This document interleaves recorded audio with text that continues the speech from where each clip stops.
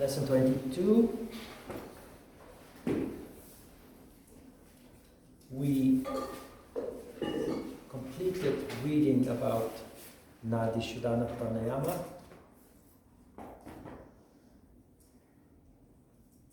And what followed after that, of course, was the Kriya exercises starting from Sutra 21. We have read that already and are familiar with the Kriya exercises. And the Kriyas finished Sutra 38, so we continue with Sutra 39 to finish chapter 2. Sutra 39. Even Brahma and the other gods devoted themselves to the practice of pranayama because of the fear of death. So one should practice control of energy. Now this is very interesting. Gods don't need energy control, or do they? They're gods. They're perfect beings. So why would there be a sutra like this? It's the way of saying pranayama is a powerful exercise. It's an important exercise. It's not something that should be overlooked.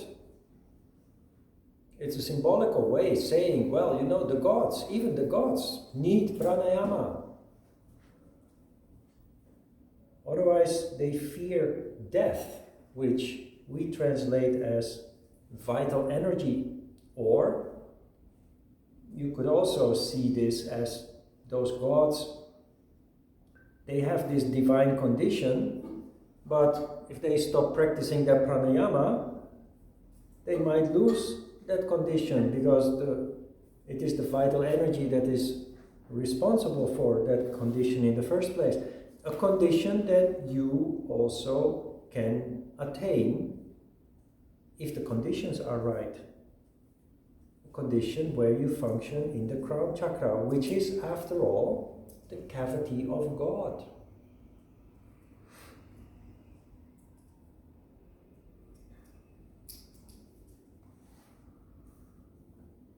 Brahmarandra, Brahma, the cavity of God, the crown chakra, the location of all your higher characteristics.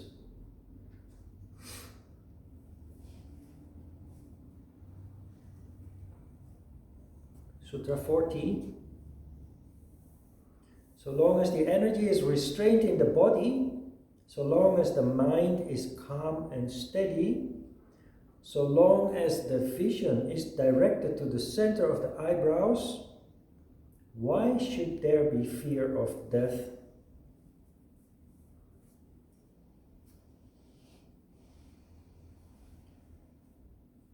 This is a confirmation that we need to practice yoga, including energy control,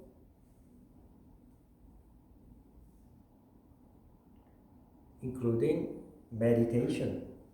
The vision directed to the center of the eyebrows is a reference to the practice of meditation. One pointed focus. It speaks for itself. It's just after the previous sutra, 39, Svatmarama rubbing it in, how important it is. 41 expands on that, telling us when the Nadi chakra has been purified by properly regulated course of pranayama, the energy forces open the mouth of the Sushumna and easily enter it. The Nadi chakra is the entirety of your energy channels. This sutra tells us that the phenomenon of energy rising up, opening the heart, activating intellect, and opening up the crown chakra is actually a natural phenomenon that occurs when you have sufficient amounts of energy that is relatively sattvic, which of course you obtain through your practice of yoga.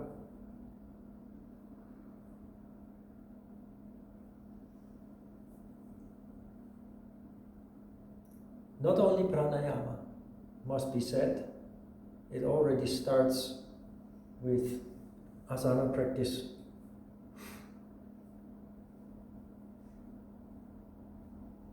This lets us know also that it's easier than we think. When you read books like this, one is easily impressed by the use of difficult language and of course a lot of symbolical language that many people simply cannot or do not understand. But actually it's easier than it looks. All you have to do is practice, and it already happens. 42, when the energy flows through the Sushumna, the mind becomes steady. The steadiness of the mind is the state called Manonmani or Unmani, which, as you remember, is the 3-syllable mantra associated with the crown chakra. So what Svatmarama here is doing is, all the roads lead to Rome, he is saying. Everything in yoga is designed to bring you to that condition where you are functioning in the crown chakra, where your awareness, your consciousness expands, and where you have your higher characteristics, your royal characteristics located.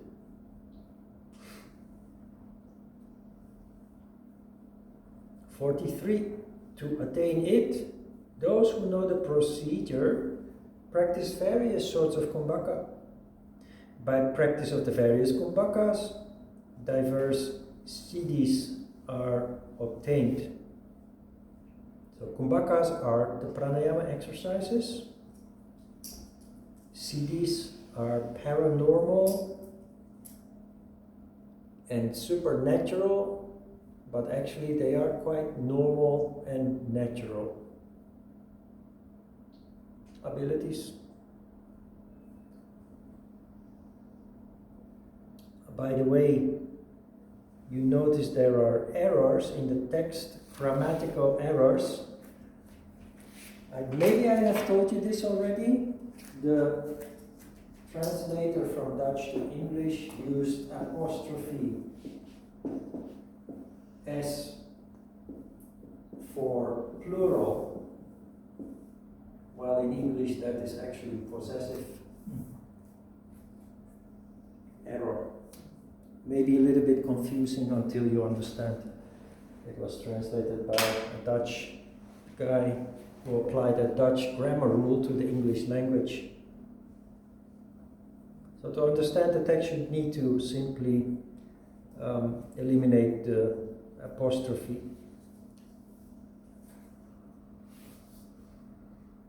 44th Sutra. The different kumbhakas are now described. There are 8. Namely, Surya Bedana, Ujjayi, Shitkari, Shitali, Bhastrika, Brahmari, Murcha, and Plavini. 4 of those you will learn in this course, before the end of this course. Surya Bedana, Ujjayi, Shitkari, and Shitali. The other 4 possibly in the future when we have another advanced course.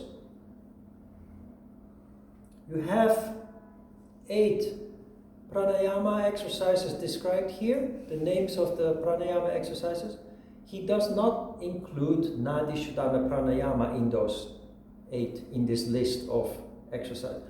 Nadi Shodhana pranayama stands on its own as a purification exercise that prepares you for those 8 that follow. Each of those 8 have a very particular quality, and if you, of course, you don't know them yet, leave alone that you understand the nature of these pranayamas. I know them, of course, and there is an incredible logic in the build-up, in the following, in the order in which these exercises are presented, because each next one builds on the previous one, like everything else in the framework of yoga as we know it. Surya Vedana increases Shakti energy. The biggest weakness of mankind is tamas, the ever-condensing energy towards the bottom, which is countered, and that is the first step in yoga with asana practice also, is countered with creation of Shakti, and that is what you do in Surya Vedana. Ujjayi increases both Shiva and Shakti. It's the pranayama exercise we use to heal people with chronic diseases. Because chronic diseases, I explained last week, or at the introduction of Nadishadana Pranayama, are caused by overall lack of energy. Both Shiva and Shakti are lacking, and that is exactly what Ujjayi does. It increases both energy, Shiva and Shakti. Shitkari and Shitali are two typical Shiva exercises, but one Shiva exercise deals with, the first one, Shitkari, deals with fatigue and disease. When you're sick, you need to recover, while the second Shiva exercise, Shitali, is also called the cooling exercise. It is in fact an exercise in which you cool the fire of Manipura chakra, and with that, ego and ambition are brought under control. It's a marvelous exercise. It will be the last that you learn in this course. Pashtika, Brahmani, Murcha, and Plavini are also very particular exercises. What is interesting here is that Brahmani, Murcha, and Plavini are Shiva-centered. So when you start your yoga practice, it looks like Shiva is bad and we need Shakti. We have to increase, we have to stimulate, we have to generate Shakti, because mankind is suffering from a Shiva domination. But very interesting, not only in the pranayama exercises but also in the mudras, you see that while the emphasis in the beginning is indeed on Shakti, the exercises are such that you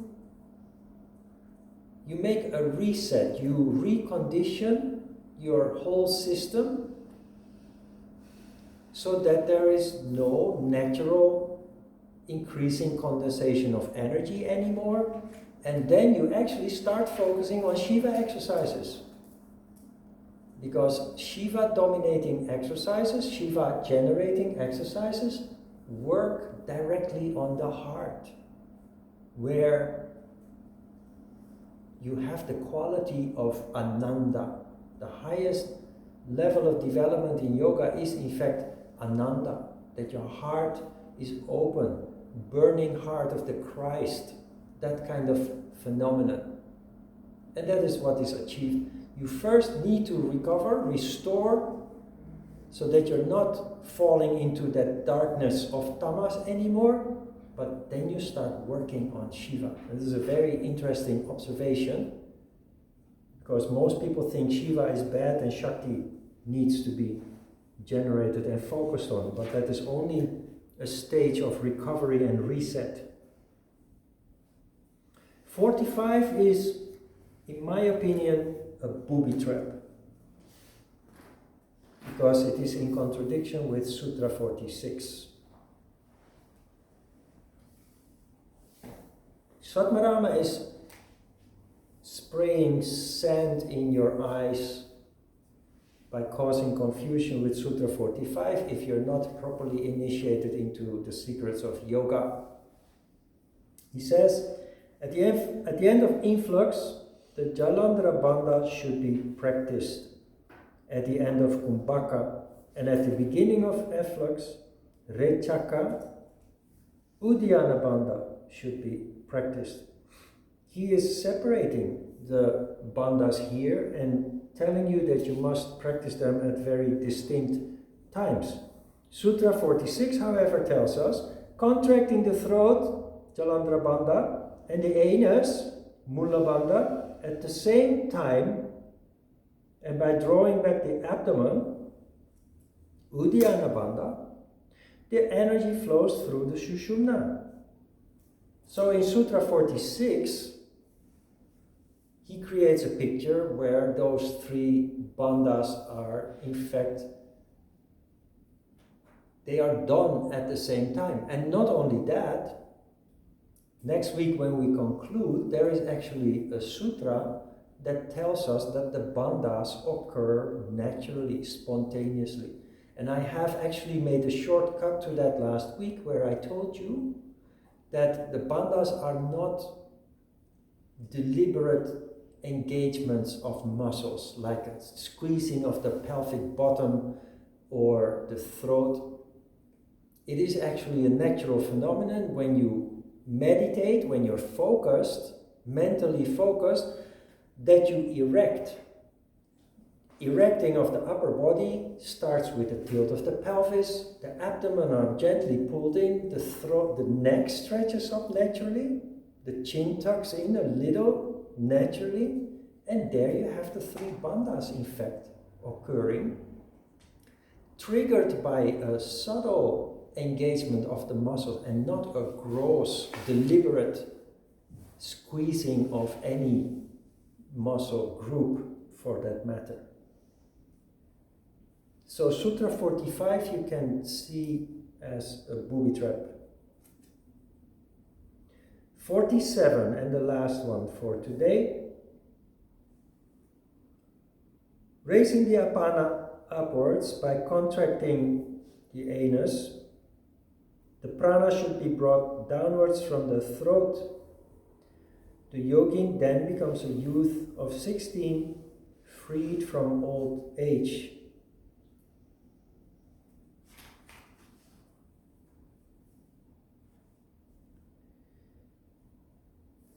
Apana is the energy in Muladhara chakra. Each chakra has its own distinct energy. Apana prana Muladhara chakra, Samana prana is Svadhisthana chakra, generic prana in Manipura chakra, and Udana prana in the heart chakra.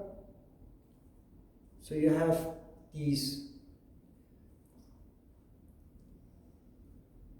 Apana prana is the energy that we need to pull up to create that Kundalini effect. It pierces the other chakras. It leads to the formation of that phenomenon where the lower three chakras become one ball of fire, so to speak, vital energy.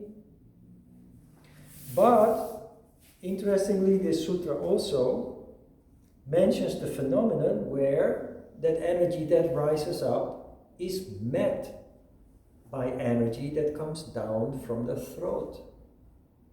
So it's not only about energy rising up to open the heart and the crown chakra, but it is about creating a balance, as we saw when we discussed the heart chakra, where one of the symbols of the heart chakra is the Star of David.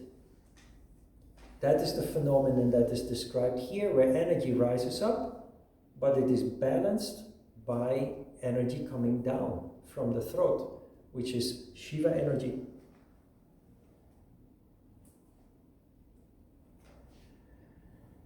You become a youth of 16, freed from old age, 16 is just a number. This is again a reference to generation of vital energy, which naturally leads to greater health, greater sense of well-being, and naturally you will experience to be younger than other people the same age. You'll be healthier, you'll be more vital. Is that a word in English, being vital? Because in Dutch it is. Vital. You're more vital, you're more alive. Life and death is here being used as either being healthy or being tamas, unhealthy.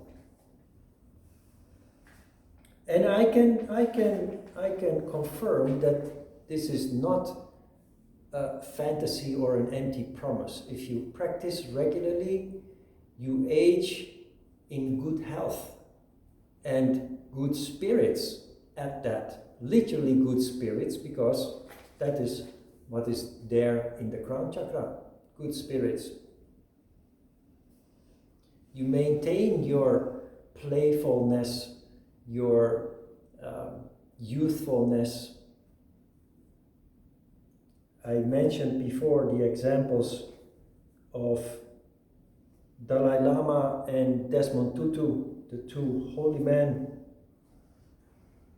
who are just behaving like little children, giggling and joking and pranking each other and dancing with kids in their robes. Is really, if you understand what this is all about, you know what you are looking at when you see those two at work. And it is their confirmation that they are truly holy men. If you look at other so-called holy men or women, but it's generally men in the institutions, what you see is truly old men with no spark, with no vitality, incapable of giggling and laughing and pranking and what have you. Just look at the Vatican. It's mainly a gathering of old corpses. There is no energy there. So it's an institution that has basically got stuck already centuries ago because of their hunger for power and control. The Dalai Lama and Desmond Tutu, one a Buddhist and the other a Christian, I think. Desmond Tutu is a bishop. They are not subject to these elements that basically have caught the spirit in many others, which are all embedded in the yamas and the niyamas. Greed, unchaste behavior, desire, lack of contentment, purity of motive, all of those are being violated. And what you see also, and maybe this is important to observe, is those two men are independent entities. And they don't let authorities tell them what to do or what to think. And for us, for you and me as yogis, independence becomes more and more important if you want to function with integrity. If you want to be able to live up or in accordance with the yamas and the niyamas, the moral values, which as an increased sensitive person, you naturally, intuitively want to do. But it is life in a materialistic society that often leads also spiritual people to break these values. So independence. For me, every time that I have gotten stuck throughout life, the conclusion was always, I have to become more independent. And that has basically been my journey throughout the decades. To the point that you can make your choices without need, without fear. And that is liberation. That truly is liberation. Questions? This was the last sutra for today. All right, let's have a short break.